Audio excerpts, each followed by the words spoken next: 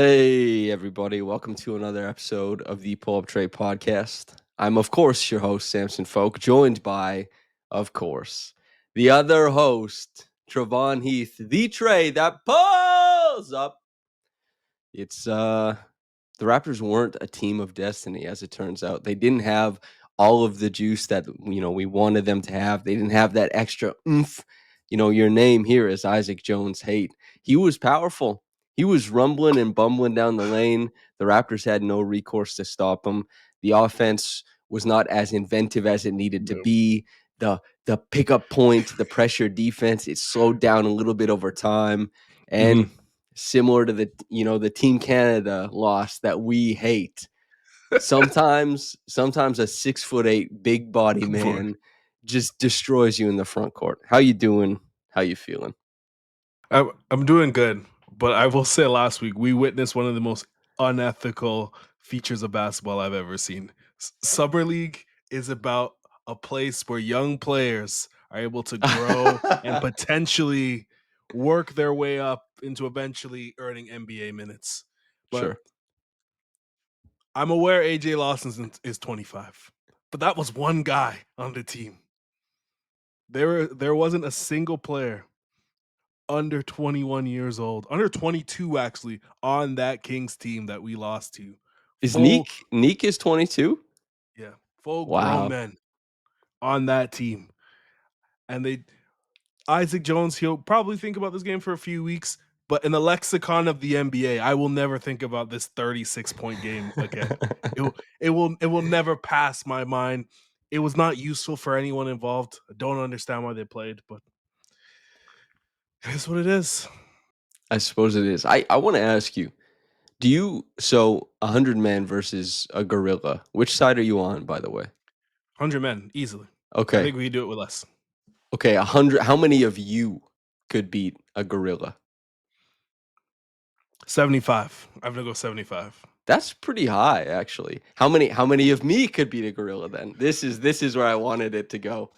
I think you could do it with speed though. You just this how far can you run? How long do you think you can run without stopping?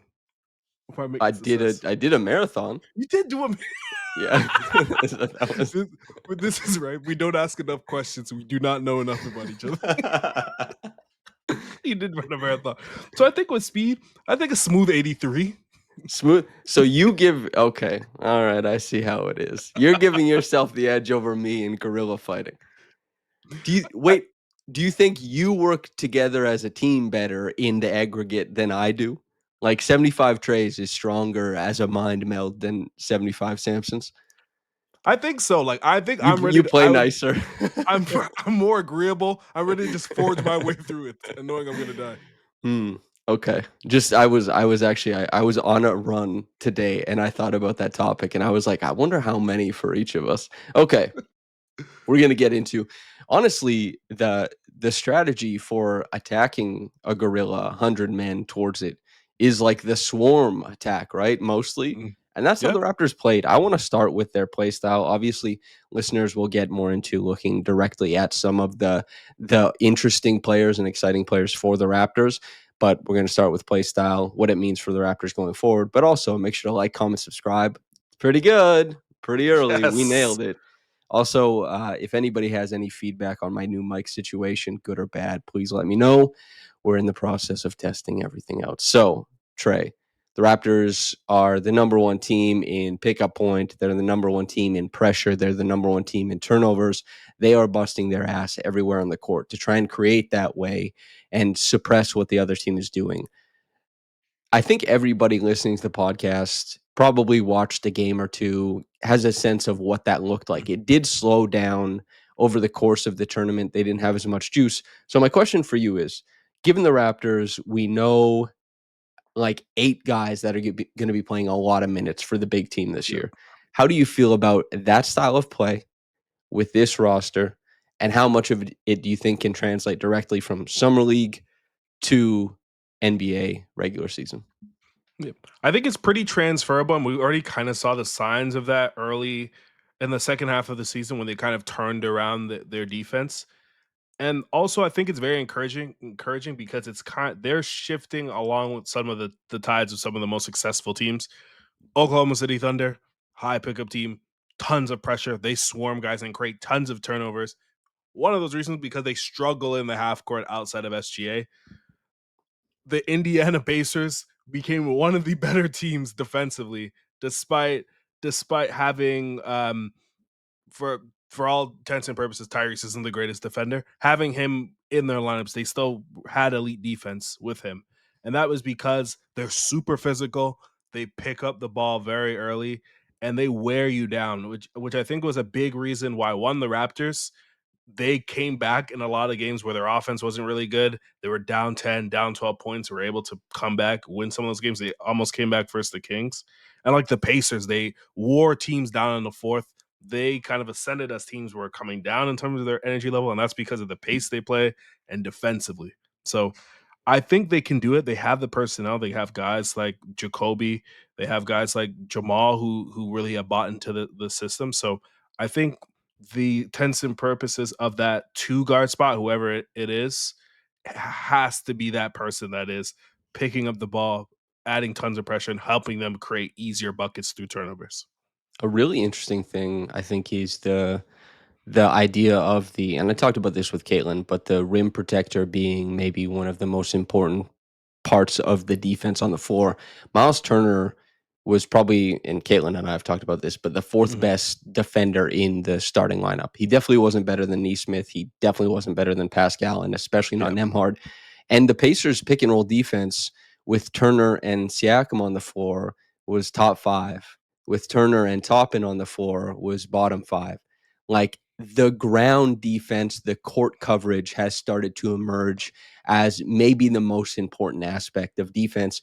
And you could see that in the finals with the Pacers and with the Thunder. And core coverage isn't just pickup points, because while the Raptors last season were a high pickup point team, they didn't necessarily pressure above the break the same way that this Summer League team did. Yeah. A lot of Of stuff course. was getting jumped. And even though the Raptors did guard up high up, I guess, relative to the NBA, as far as the level of the screen with their bigs, Mobo helped some of that because he switched everything out. Jakob did a pretty good job of stepping out too, or at least stepping high up. The pressure was not the same at the regular season level. I am really unbelievably interested to see Yeah. RJ Barrett, Brandon Ingram, those two in particular exhibit what we saw there. And if they're even going to try like 40% of that pressure above the break. Because I think Emmanuel quickly, it kind of suits his game, that type of pressure, Mhm. because he can pressure and he can, rotate off ball and he can do that kind of stuff. Obviously, Scotty loves to pressure the ball. Jakob won't be doing that. But RJ, Ingram, Grady, three guys who are absolutely necessary for the offensive health of this roster. What that looks like from those guys, I'm curious how you think that might work at all. I I I think their current starting lineup, or at least the one that we kind of assume it will be RJ with Ingram quickly, It's, Jakob, and it's hard. Scotty. It's hard because the only swing piece is RJ, Yeah, pretty much. and Everyone else is how entrenched. could he come off the bench?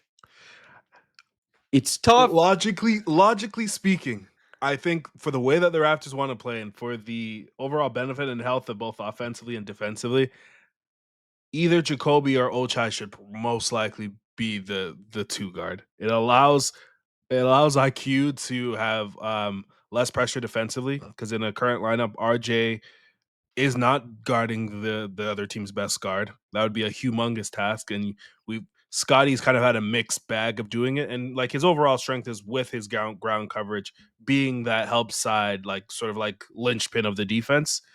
You can throw Ochai or Jacoby, ask them to pressure the ball. That's already something that they both like to do, and both have willingness to do so. And in your transitional lineups, you can insert RJ, take quickly out, insert Grady, take one of those guys out, and you're staggering sort of these like offensive creators like within those lineups amongst other defenders. Because if Jacoby is able to defend at a high level, or Ochai, for example, you you then have a starting lineup where you can see that where they're above average defense. Brandon Ingram has tons of length. He's a good mover. All he has to do is be a neutral defender, and I've seen him do that at the NBA level. With Scotty and Jakob, you probably have one of the best defensive like big combos in the NBA, and it becomes much more reasonable to have a above average defense. I think with the current thought process and lineup, I don't foresee them being able to play that type of style or be effective doing it. I'd be so surprised, man. If Yeah, RJ's not in the starting lineup, I'm like, whoa. By the yeah, way, Fairlife chocolate milk. If you want me to use your carton instead of a jar, you can sponsor the podcast. it's probably more likely that just RJ's like first guy off and like halfway through the first quarter. But But I you think want to send him to the bench. That's he could play the same amount of minutes. I just think he comes in. Manu Ginobili's a Hall of Famer. He made tons of money. A great legacy doing the exact same how thing. many coaches do you think have pulled like the Manu card? You know what I mean? It's got to be Facts. almost every single one. Jordan Poole, I bet he wish he was still in Golden State coming off the bench. Yeah, that's not his Jersey fault though, Mets. man. He got Yeah, clocked. that's I That's a totally whole forgot different that. thing. Oh Lord, that's funny. Oh boy. Yeah, man, how crazy is that? Draymond just pah! How did Oh my god. And then and then he said he wouldn't get over it. He's nuts, man. Oh, Draymond is jackassery, like at the highest level. He does yeah. it. Okay, so obviously, I expect less pressure from the Raptors, but I actually think that Darko. I don't exactly know. Like when Will asked us on that round table episode that we did in Vegas, I said that I thought the Raptors were going to make the playoffs through the play-in, Mhm. which is still calling them a playoff team, by Yeah. the way. I just think it'll happen through the play-in. 25% of the spots that used to exist statically are now different. That's a quarter of available spots. It's not that bad to say like they'll get in through the plan. Firstly, secondly, I I don't know if Darko is going to approach it like, man, wins are what dictate everything this year, or if he's going to be kind of the way he's been, whereas he really wants to stick to certain principles that appeal to his offense or his basketball philosophy overall, rather than exactly what suits every player on the roster. Like last year, Mhm. saying, I want Grady Dick guarding every single player in the NBA. Like that's during the rebuilding seasons, that Mhm. makes sense. Yeah. It isn't appropriate for the expectation, the money paid, all this kind of stuff that the Raptors have built with this roster for them to say like, well, we just want we just want to focus on Grady Dick's defensive. They'll have to hide him. Mhm. They'll need his offense. Hopefully he pops off. Hopefully he's better at defense too, but they'll probably have to do some hiding Yeah. defensively. I wonder where the rubber meets the road there. The second thing I want to ask you is in 5 years, how many members of the Raptors summer league team are in the NBA? Jamal Ooh. Shed, 27, AJ Lawson, 30. Ulrich will be what, like 23, Jacoby, 25, something like that, 26. How many guys on Jameson Battle? How many guys Mhm. on that roster are NBA players? Mm. I guess to answer your first question, I think they're going to prioritize winning. They've invested too much in the roster into the overall payroll. And like this season, although there's no feelers out there at all, like it kind of is like where the rubber meets the road for Darko's like tenure as a Raptor. There needs to be like significant progression. And I think if they're the eighth seed, that would be a disappointment, honestly. They I think they need to win anywhere from like 43 to like 47 wins to feel good about the level of investment they put into the actual roster, like 40, so overall. 43 to 47. I guess the East will probably be weaker this Yeah, season. Yeah, yeah, okay. for sure. Because like, who made the play? Like, Miami didn't have a winning record, and they made the playoffs Yeah, I as think the eighth maybe they seed. had like 36 or 37 wins or something Something like like that. that. You want to feel confident about the group in order to like make changes, invest into it more, and obviously invest into like the Scotty era of this team. You want to feel good about it and entering into the next season. Um, and then regards to the summer league team, I would say there's. I'm gonna stick to four for sure. I think Jamison Battle, he shoots the ball too well to to be out of the league. He's gonna be Choosing 4. Okay. Jamison Battle's for sure gonna be in the NBA. Jacoby Walter, he defends really well, and I think the shot is while streaky right now, going to even out to be at least like an average level shooter. So he will be a rotational player for a long time. I'm gonna say Oris Chomshe. Bigs get tons of opportunity in the NBA before the league is done with you. You get multiple kicks at the can. He's super young, so he will have that like intrigue and mystery around him probably 3 or 4 years down the line still, because he'll be what, 22, Yeah, 22, 23, 23. which is insane. Maybe 24 actually, because he's 19 now. 24. Yeah. And then the fourth one, I'm gonna say AJ Lawson is the fourth What one. what about CMB? Oh, I assumed he was a guarantee, Yeah, but okay. yeah, So because Jamal is dropping out. it's it's not. He has the toughest path to be etching out a long career because he's a small guard, and although like summer league was very fun, like his overall performance was disappointing.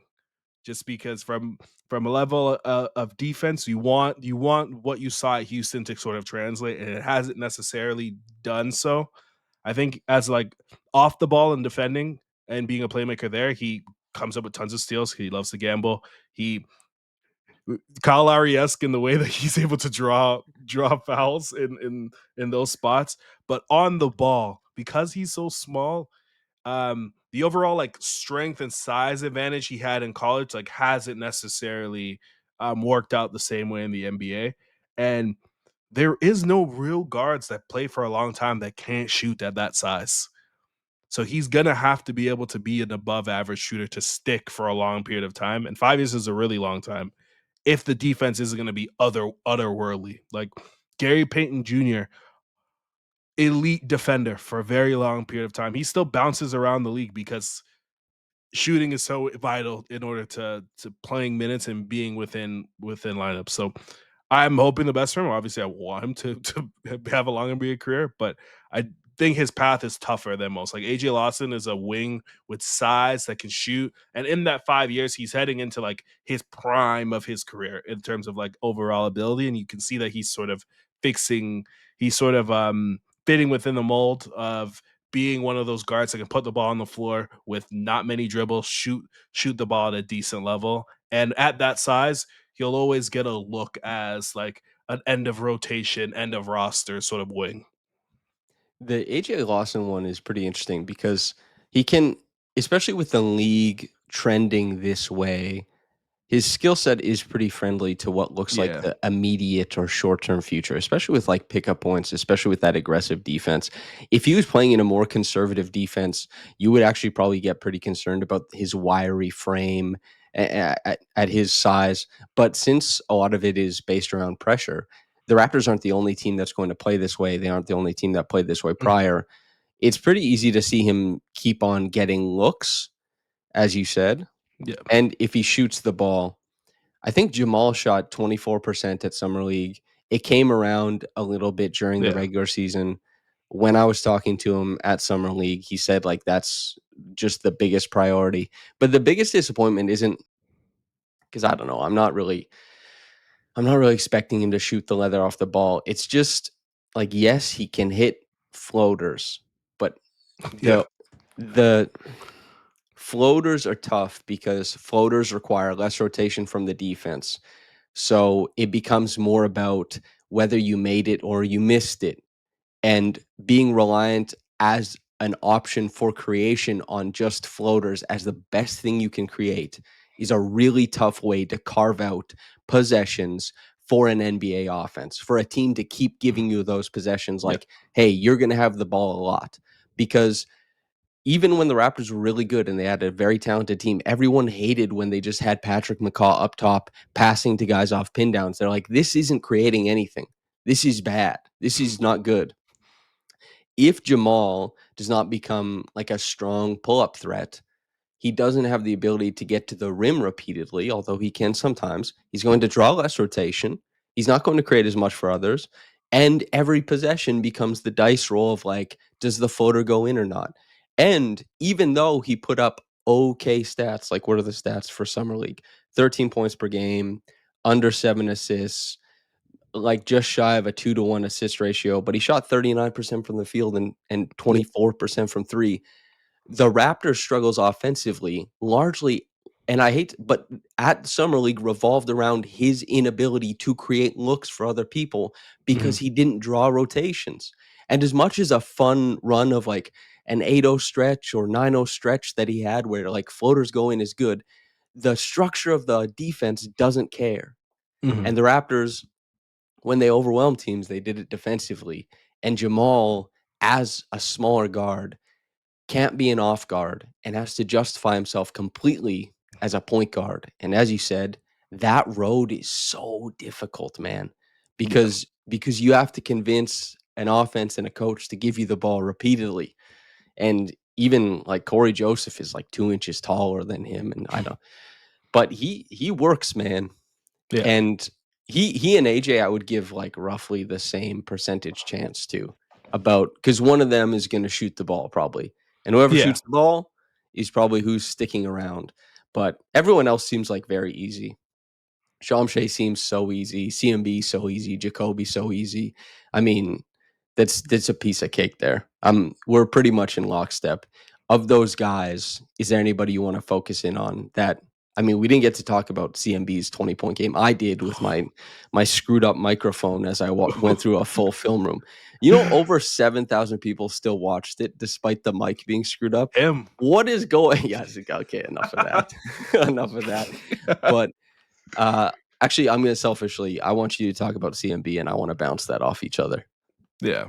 I like he gave us I wish it was when we were both watching the same game, but he gave us the game that we are looking for. And like you saw what if he's gonna surprise and average 15 or average 14 next season, like you saw That would how be that's a going. lot. Yeah. But like it's the same way that Scotty averaged 15 as a rookie, despite like poor spacing, despite having tons of other creators around him like Fred Van Vliet, Pascal Siakam, who demand the ball and need and were the guys of the team. It's getting it off the glass, being able to create turnovers himself that lead to points overall. Um, the occasional spot up, I really liked his work together with Jacoby and Jamal. To be honest, the snug pick and roll that he had with Oh yeah, when Mobo blew the dunk. Oh, we were so was close, man. incredible. But That like was literally Scotty's that gonna was my topic in the round table, man. That was my topic. oh, but Scotty's gonna dunk that this year. Like you see how he's gonna be able to score and like defensively, he's been amazing. He was the Raptors' best defender in every minute that he played because he's unique in the sense that he can cover ground really well and was also able to like adopt and pressure the ball. He guarded multiple ball handlers and like instinctually was able to blow up tons of drives because he was able to either either scram people off like Jamal or able to peel off to the opposite side of the corner in ways that are very like unique because of his reflexes, size, and just like overall build. But like offensively, like you see a lot of the work is going to be junkyard dog sort of Mhm. way of going about things. And like the Raptors have a lot of guys who are creators and like they need somebody to do that. So I think it's gonna work out. I mean, I've made that point quite a few times, but as you say, just operating in the same sense as when Delano Banton and Justin Champagny and Scotty Barnes, all three of them were in the 90th percentile and above in offensive rebounding. They all Mhm. played pressure defense that year. They all got their hands on as much as they could under Nick Nurse. The principles are not exactly one to one between Nurse and Darko, but there is some overlap in the expectation of the in between players to kind of incubate the other players and do the Mhm. dirty work. And CMB, for all the interesting aspects of his driving game, which I was pretty disappointed with in the semifinals, like I thought there were gaps he could have tried for that he didn't go after. And it just makes sense. You get the big game, 20 points, and then you get the game. What do you have? Yeah. Like, I don't even remember how much he scored. It wasn't much. He hardly took any shots. Yeah. But the offense will take its time coming along as far as creating. The potential, I do think, is there. I mean, I've made this pitch so many times before in the lead up, but the in between stuff, the rebounding, pressure defense, as I said, the difference in Pascal Siakam being on the floor and Pascal Siakam being off the floor means Miles Turner is a bottom 5 pick and roll, like, big in the league, or top 5. Stepping into the lane and operating as a guardrail is incredibly important. And Hmm. these aspects of defense show up so much because you pressure the ball, you create pickups. Pickups are uncomfortable. Moving against players in motion so that their reads are constantly changing leads to more turnovers, steals, etc. And if you can't force the pickup, showing up in the lane as a guardrail, it creates turnovers, it creates stops, and CMB is in a tremendous position to play the 4 and help out all of his bigs and Yeah. support his guards all season long. It looked pretty natural. Like, he was seeing the play before the play came. Now, there's some gambles where it didn't really work out. And sometimes, honestly, it might sound like copium, I guess, because he's my guy. But sometimes it looked like he was operating as if the defense was going to support him in the, like, sometimes he'd get a deflection, hit it into open space, and he'd go for out on the break and expect Yeah. somebody to, like, come after him, and it would be like, oh, nothing came. Or he'd make a dig on somebody. He'd be like, oh, I thought that rotation was going to be behind me. Like, he's operating at that next level of defensive decision making. Maybe this is me being overzealous with him. It's let me know in the comments, of course. But his defensive decision making is elite. His quickness improved over the course of summer league, and his size and aggressiveness overwhelmed everybody he came into contact with, except that damn Isaac Jones, who did go body to body, and he did cause some trouble for him. So a grown like how is he supposed to deal with a 25-year-old? It's third game of the year. I've told you this story before, but when I was probably 130 pounds and I started going to, like, the ID camps, the Mhm. CIS schools, to be like, okay, am I going to play some college ball? And then the JUCO guys, the 22-year-old guys, come up from, like, Arkansas for a full ride, and you're playing against them. This guy weighs like 190. I'm giving up 60 pounds in a scrimmage, and I just have no idea what to do. It's unbelievable the difference that size makes. I mean, I've guarded you in how many scrimmages, and I always want the give me the post up, let's go. It never ends well for me, man. Size matters so much, and yeah, he got bodied, but I expect him to be the bodier more than Yeah. the body e. I think in like a lot of the minutes where the Raptors like overall defense like wasn't good was like the game where Mobo didn't play, especially like backline. Like if you're when you're trying to force pickups and are pressuring the ball, it's a lot of just similar to what you said. It's a lot of faith in that the backline defense, if you do get beat, is going to be there. Even like in the Kings game, Isaac Jones got tons of easy looks because the Raptors weren't able to stop the ball at the level, and he was getting a lot of easier looks, and with his physicality was able to like separate. He literally moved guys like CMB off of their spot. Where I think like the why they can play this style like with the main roster is because that guy on the back line who I know for sure is going to be there is going to be Jakob Proto, who's a great decision maker, and he can handle the size and strength of Isaac Jones. Is not going to be there, but if Isaac Jones is on the block in that sense, so like I still like overall takeaway from like summer league is like you could see like what the Raptors are trying to accomplish and how they're trying to play, and I think it's super exciting. As you can see on screen, like, depending on where the rotation comes from, the guards have to be able to chase to the back line when the big steps forward. However, if the big doesn't step forward really well, then you're looking at the dribble getting too deep and it pressures the rim. So guys have to stay at home instead of being able to meet the ball and clear out to their different rotations. When you have a not very active big like a Rudy Gobert, they need to be truly excellent at deterring the rim just with their size and making other players take lateral dribbles, east west dribbles. And if you have a guy who is not very good at deterring shots or forcing misses, then you're going to give up a lot at the rim. And if you have an undersized guy, they have to be able to meet the ball really high on the floor, and their backtracking elsewhere has to be really good, and your defensive connectivity has to be really good. Mobo and CMB were unbelievable at part two. Mhm. Shamshe, for his experience level, was pretty damn good at part one. That's at the summer league level.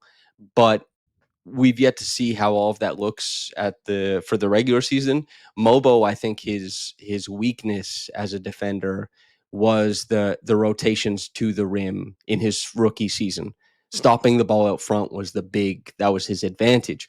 CMB, even though he had that big sweeping block, and he had a couple of them, and he definitely has that in his game, I think largely will be a defender who is better at keeping the ball out in front when he's on it, and then Mhm. also rotating to keep the ball up top and hoping that the active guards of the Raptors are there and eager to rotate, peel switch to the corner, veer back switch out of pick and roll, all that kind of stuff. If anybody wants to know what peel switching and veer back switching is, I'll diagram it on this weekend's mailbag. So look forward to that. Trey, is there anybody else you want to talk about before we get into Rich Paul aggrandizing a little bit? Um, I guess touch. I think we should probably touch on Jacoby Walter. We talked about the breakout game he had and how great that was, and obviously after that, really mixed bag. Our Back. boy got dunked on, man. He was like, and you know what? He was polite enough not to spin the block Yeah, going back what a when good guy. Jacoby went 1 for 11 after that, but he didn't come back like, yo, what's up? Yeah, like, and that was one of the reasons why they lost. Like him and Jamal were probably the two guys that were asked to create the most for the team and create advantages overall, and that just like never happened. One of the things you wanted to see in like a step for Jacoby is obviously his handle improving because that puts less onus on him being this great shooter, and he can be a guy that he's already good at drawing fouls and creating contact at the rim. If he actually can get there with his dribble, it improves his game a ton.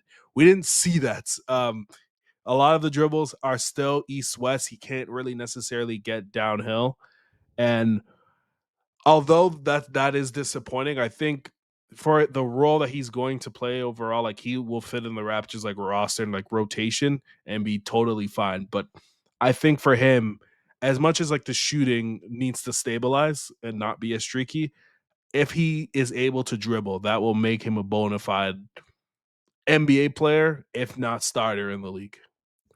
It is defense is so important in this day and age because Jacoby Yeah. is actually a very limited offensive player.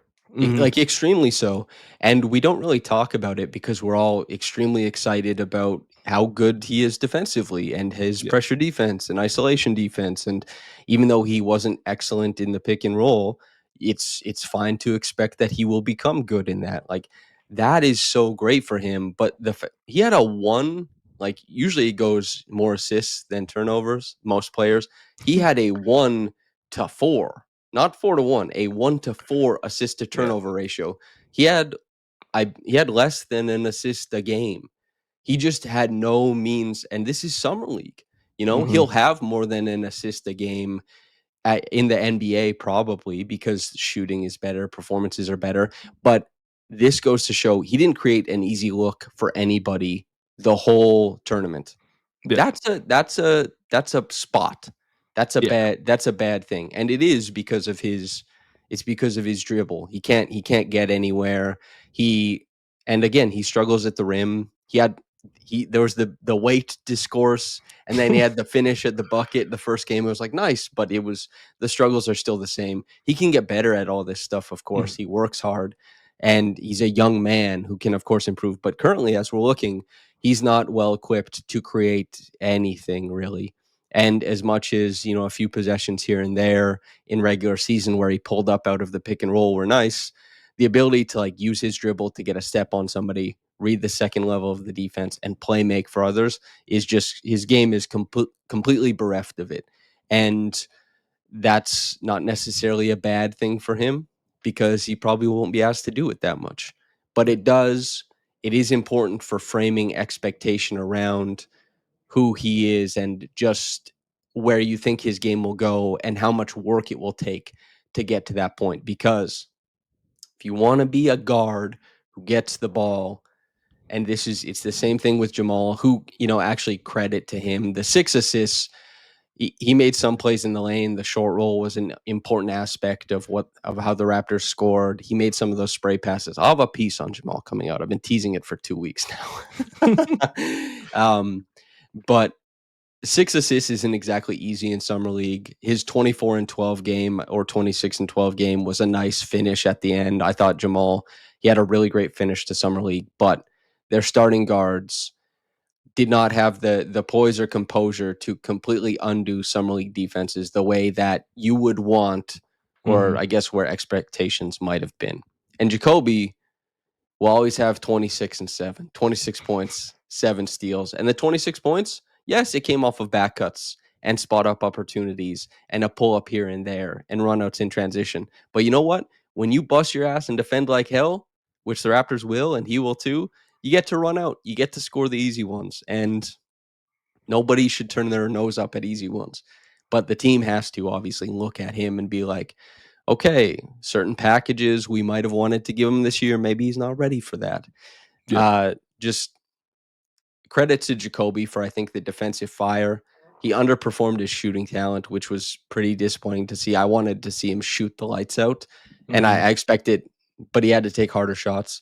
It'll all be fine at the regular season level with the big team, but he didn't give anybody any reasons to get really excited. I don't think. Which that's Mm. life. Yeah, That's it's fine. life. Yeah. Yeah, like you wanted him to be like too good for summer league and like do some of those two dribble stuff like off closeouts and like that didn't necessarily happen overall, but like being able to defend will get you on the floor in the new NBA. Like before being able to like have this offensive punch, so I think he's still in play to play tons of minutes and like how they decide who is going to be priority between him and Grady is like one of like the best underlying stories of the season. Mhm. And we had that conversation, Yeah. so we'll have it once more before the season, a decently long one where I don't know, are we gonna each pick a guy? Yeah, Is that why yeah, we can each that's more pick a guy? entertaining. Sure. Yeah. Yeah, we'll each pick a guy. Speaking of picking a guy, the Raptors said, "Brandon Ingram, we want that guy." And then they traded for him and then they paid him. And I think maybe it was, I can't remember. I was dying of sickness during that month, dude. February. Oh Oh, yeah. oh, man, rough month for me. But we did the podcasting regardless. And I think most people came away from Brandon's extension like higher than I thought, a player option as well. But he's on the team. It's not going to kill you. The contract isn't going to kill you. Hyper focusing on the contracts is going to put you in a not a fun place as a fan. Yeah. And of course, from the Raptors team building point of view, you look at the past. Was it helpful that they underpaid Kyle Lowry for his full tenure as a Raptor? Yes, it was. It was very helpful. And it meant that they got to spend money elsewhere. Was it helpful that they would sign guys on the biannual exception and they would be playoff starters? Hell yeah, dude. Like the salary cap aspect of the NBA does force people who want to analyze into these conversations. But more so, I wanted to discuss just quickly. It's not often that you have the representation of a player kind of gassing themselves over the player. And Rich Paul, being very candid, I think that he was telling the truth, Yeah. said, I don't think Brandon would have got this money in free agency, which is a testament to one, maybe most importantly, how many teams carry free agency money now. how teams play close to the cap for trade purposes, and they have like flotsam salaries like Bruce Brown, who's supposed to facilitate these trades, right? Mhm. Yep. Partially why RJ Barrett is included in a lot of trades because he has that type of salary that fits into those bigger trades. And two, Brandon Ingram was not seen as an undeniable all star. So he didn't merit teams wanting to make moves to clear things up. And he didn't merit a bidding war at the deadline because teams were leery of what paying him looked like. What do you make of Rich Paul saying openly, nah, he wasn't going to get it? I the Is framing this of it marketing? is tough. The framing of it is tough. It's like, oh, we got him. Sorry, one last time out the door. I think it's just I think the conversation is just like how the CBA and the NBA has turned into towards like moving to free agency used to be in 2015 the ultimate like joker and wild card for any player to like usurp their leverage over a team. But now the way that things have been structured, y- going into free agency, you're entering a humongous risk as a player. And like sometimes it works out for like Fred Van Vliet who turns down an extension and gets $40 million. But Is he gonna save the CBA? I I've don't never think met a so. I don't I think don't know. I've never met a player that's able to get money like Fred Van Vliet. He tweeted out his little dice and said, "Watch this" before he left, and he won. And he's playing with Kevin Durant. So I don't know, but you're like players now are entering free agency are entering like with massive risks. You have guys like Caleb Martin last year who we thought was gonna get paid, doesn't get paid. actually, the best example is probably Gary. The Yeah. rumors now, I don't know, I can't confirm anything, but the rumors are the extension was what, between 12 to 15 a year that the Raptors offered, Mhm. and then he takes a minimum once he actually hits the market. That is a staggering difference of payment there. Yeah, like CJ McCollum has done irreparable damage to the player association. Like they've basically squeezed in the middle class of the NBA to similar to like the NFL. Like I've never seen a season where like this many guys have been bought out or flipped simply because of their contract. This Like is do you remember who was it? Like Linus Kleza, the yeah, stretch provision was used on it. When they introduced yes, the stretch provision, they're like, there's too yeah, many bad contracts. Every team gets one. And yes. but that doesn't exist now. And Damian Lillard. Lillard. That was so shocking. It's just like it's gone to a point where the penalties for being an apron team are too hard, and it's affected other players. But digress. That's for another time. I think the Brandon Ingram of that is the Raptors leaving him to allowing it to go to free agency is also a risk for them. They're not a big destination for most players. The best free agent we've ever got was Damari Carroll. Hedo Turkoglu if the playoffs moments mean more to you, This but I remember asking this question, and I people started introducing like undrafted free agents, and I was like, I don't yeah, think that that's counts. Like it that's the can bar we end need. up being yes, but the point of the conversation is like, was there ever a guy who was really good who said, I will go play in Toronto now that I have the field to choose from? And the best answers for that are Yeah, Damari Carroll and Hito Turkoglu, which is not shining yeah. beacon of And I think also looking at like the deadline, they had this massive Bruce Brown contract that they needed to do something with to gain value. 'Cause they traded Pascal Siakam with this in mind. So you're under like this very strict deadline, and like I don't think Brandon Ingram is a Raptor if there isn't an impression that he's getting an extension. So there is also just this ground that could be lost and losing this like big asset or salary in theory. So I don't think they're in a position to necessarily like haggle with him, yeah. honestly. Would it take like 4 or 5 days? The Yeah, extension? Like it yeah, hardly took any time. And honestly, here's the thing. Is the Ingram trade a home run? No, it's never going to be a home run, but he's a yeah, great player and he's under contract and we'll see how it goes. The most important thing is that he plays well. Mhm. Teams like here's the thing, the Thunder, is Isaiah Hartenstein a $30 million a year player?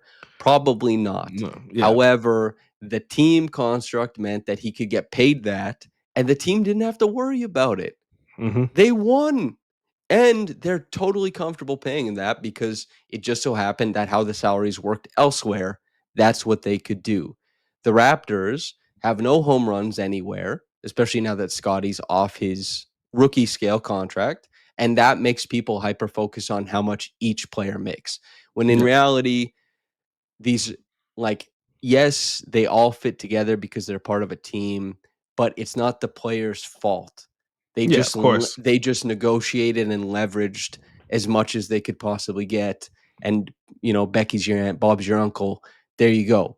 Like that's now is it awesome for a team when they have a home run contract? Yeah, dude, bangers and mash. That rocks. That's like Yeah. so good for a team.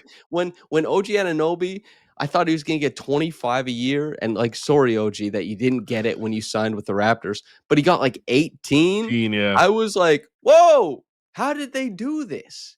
But and Fred signed a bunch of contracts that was so friendly. Kyle Mhm. Lowry always got underpaid. It's just they did well for a really long time. No home runs lately, which makes everybody look directly at certain players and hyperfixate when players are usually in the realm of what they would have been paid. Yeah, and in majority of the like his contract and majority of them on the roster are very easy to pivot from. If it doesn't go up, Ingram's only signed for technically realistically a couple years. The only like investment they've put in terms of long term money, I guess now it's like quickly Scotty and Yaka Preto now with the extension. But even like with even with like quickly and Yaka Preto, they aren't in a position where like that could turn around in a way that they're moved or flipped or exchanged. Like the Raptors, like using the cap space puts them in position to make things to make trades be much easier and be able to pivot. They aren't a team that can say in 2027 we're hoarding $60 million to sign Luka Doncic. That's just never going to happen for that team. So they need to use the salary cap so they can maneuver and pivot when things don't work out. Yep. Fill out the salary, pivot from Yeah, there. yeah. Try and keep players that teams would want to trade for. That's just kind of where it is. Um, Even if I know Emmanuel quickly. A lot of people focus on his contract. Even if the Raptors underperform and it's year 3 and they're like, it's just not going to work as our point guard of the future, teams will be looking at, okay, maybe it's trade deadline. They would say like, well, we pay the last third of his contract this year, and then it's 2 years at 32.5, and the cap would have gone up by however much. And Yeah. yeah, we'll see. And with Ingram, I mean, the Raptors would I guess they'd be overjoyed probably if he's turning down his player option in year 3 because that means he's probably balling out and they're like, Mhm. "Hey, remember when we believed in you? Hopefully the team's good. Maybe you made an all-star game or two, you want to come back here, something like that." But I mean, this is all just projection of no idea Yeah. how it's all going to go. Any other thing you want to talk about before we get out of here? By time any of you guys are watching, the Blue Jays have triumphantly won won a game that I'm going to watch in 5 minutes. The dog is on the mound. I'm gonna be putting on my jersey in a second, and like moving from summer league to like the Jays being one of the best teams that we've probably seen in our lifetime. I'm not ready to say better than 2015 just because they're so iconic, but their record is better. They So bang, dude. This team is not as cool as 2015 because they don't bang. yeah, Do you know how you, sick it was when it was like Bautista, Donaldson, Encarnacion? Even Chris Colabello was on steroids to yeah. join the fun. I mean, hell yeah, dude. It's just they had flair. You have Edwin with the parrot. Donaldson's MVP of the league. Bautista is a Blue Jay legend who's still in Yeah. his prime. It isn't necessarily the same. They're kind of winning with like their money balling kind of their wins, but They're I'm nickel and having fun. diamond. They really are. Yeah. Sack And fly is the same as a home run. that's not true at all. uh, George Springer, he's been awesome. Addison Barger, whoo-wee. Yeah, Yeah, he's amazing. there's some ballers on the roster. All right, everybody. Thank you for tuning in. We will be back myself this weekend for a conversation with y'all. Maybe we'll do some film.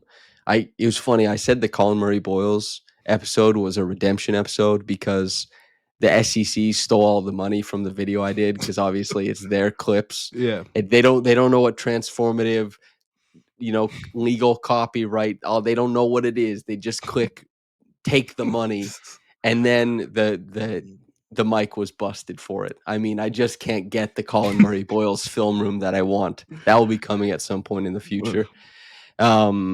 Anyway, thanks everybody for listening. Myself and Trey will be back in a week, hopefully with something exciting to talk about. I don't know what it's gonna be. We need some drama.